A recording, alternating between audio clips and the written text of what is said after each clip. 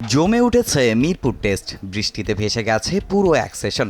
আলোক স্বল্পতায় শেষ হয়েছে খেলা নির্ধারিত সময়ের আগেই। তবুও চতুর্থ দিন শেষে চালকের আসনে বাংলাদেশ। দিনের শুরুটা অবশ্য ভালো হয়নি টাইগারদের। আগের দিনের দুই অপরাজিত ব্যাটার সাদমান ইসলাম ও মাহমুদুল হাসান জয় দ্রুত ফিরলে চাপে পড়ে যায় স্বাগতিকরা। জয়ের ব্যাটে 5 আর সাদমানের রান 10। 23 রানে 2 উইকেট হারানোর পর আবারও চাপ সামলানোর দায়িত্ব ওঠে শান্ত মুমিনুলের কাঁধে।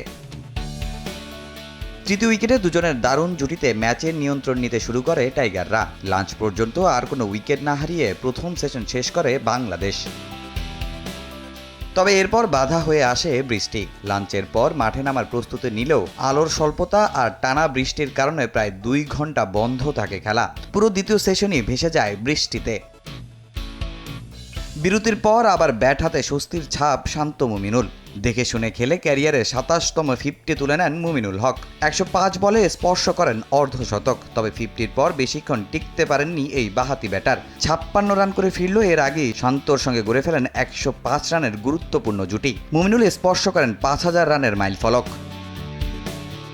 এরপরও প্রথম ইনিংসে সেঞ্চুরিয়ান শান্ত ছিলেন আরও আত্মবিশ্বাসী। দ্বিতীয় ইনিংসেও তুলে নিয়েছেন 50। দিন শেষে 58 রানে অপরাজিত বাংলাদেশের অধিনায়ক, আর মুশফিকের রান 16।